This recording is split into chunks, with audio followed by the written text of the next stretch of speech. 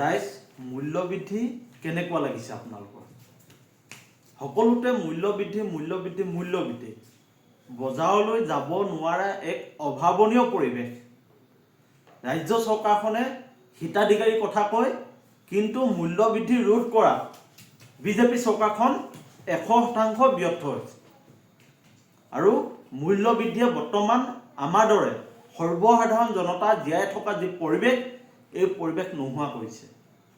মূল্যবৃদ্ধিয়ে এনেকুৱা এটা পৰ্যায় পাইছেগৈ যে আমি সাধাৰণ মানুহে বজাৰলৈ ওলাই যাব নোৱাৰোঁ। বজাৰত যেন একোৱা উত্তাপ জুই, আৰু সেই জুইত সৰ্বসাধাৰণ মানুহ জাহ গৈছে।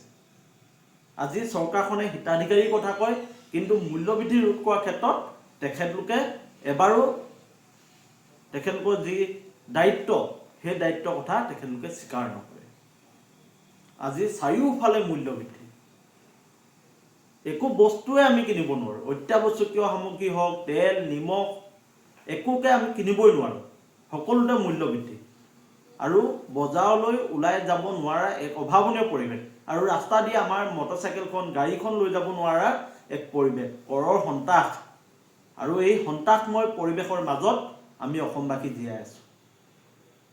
অসমৰ সন্মানীয় মুখ্যমন্ত্ৰী ডক্টৰ হিমন্ত বিশ্ব শৰ্মা ডাঙৰীয়া 100% ব্যৰ্থ।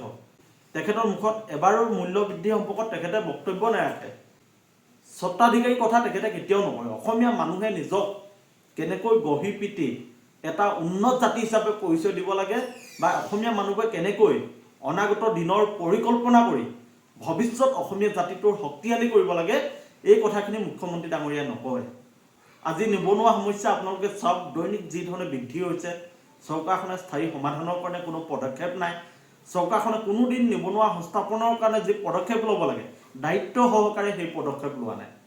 আজি 5,000 চাকৰিৰ কাৰণে 13 লাখ নিবনুৱা যুৱক যুৱতীসকলে ইণ্টাৰভিউ দিবলৈ আহে, আবেদন কৰে। গতিকে এনেকুৱা এটা ভয়াৱহ পৰিস্থিতিৰ মাজত আমি অসমবাসী আছোঁ। আৰু যি সময়ত চৰকাৰখনে কেৱল হিতাধিকাৰীৰ কথা কয়, অসমীয়া জাতিটোক স্বত্বাধিকাৰীৰ ওপৰত গঢ়িবৰ কাৰণে নকয়, সেই সময়ত মূল্যবৃদ্ধিয়ে এক অভাৱনীয় পৰিৱেশ সৃষ্টি কৰিছে।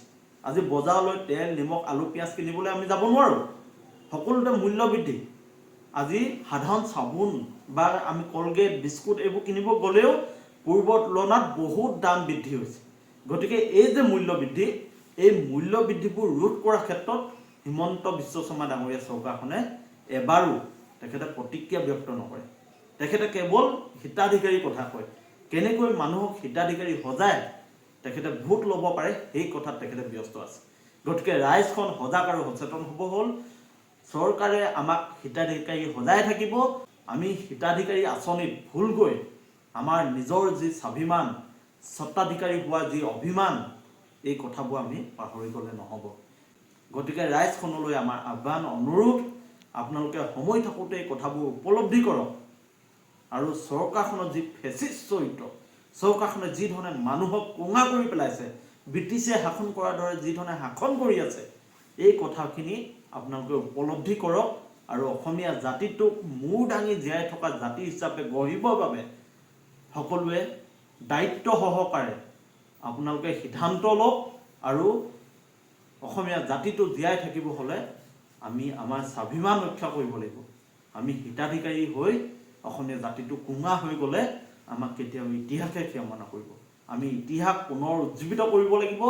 আমি অসমীয়া জাতিটো মূৰ দাঙি থিয় হ'ব লাগিব। আমি মূল্যবৃদ্ধি ৰোধ কৰিব লাগিব।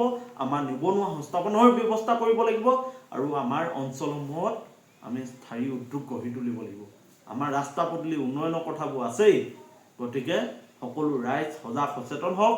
এই ব্যৰ্থ চৰকাৰখনক আমি সকলোৱে অনাগত যি পঞ্চায়ত নিৰ্বাচন আছে, এই নিৰ্বাচনত তেখেতলোকক আমাৰ অসন্তুষ্টিৰ কথা এবাৰ হ'লেও তেখেতলোকক আমি আঙুলিয়াই দিব লাগিব।